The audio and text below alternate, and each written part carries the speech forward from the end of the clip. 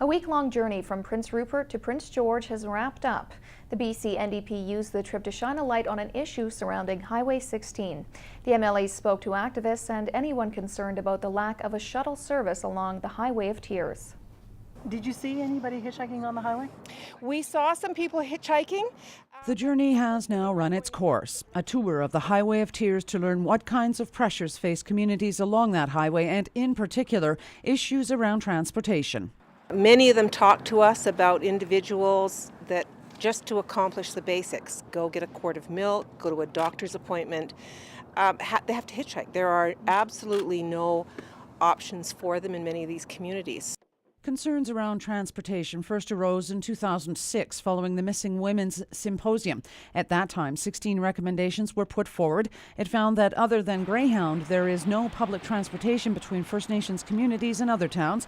The recommendation suggested a shuttle must stop and pick up every young woman they encounter walking or hitchhiking between those communities on this highway. The needs of the different communities are different.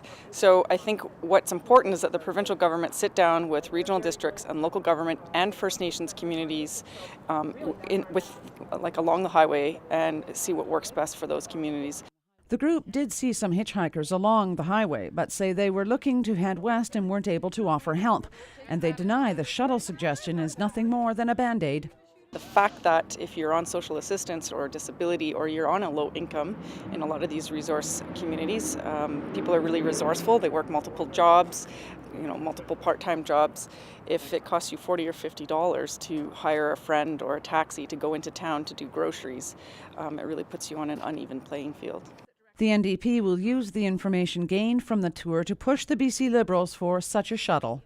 Next steps for us is to go back into the legislature next week and to take this message to the government, to, reiterate to them the experience that we've had. It's been very emotional for us. It's been often very compelling stories from people, but also the sense of isolation.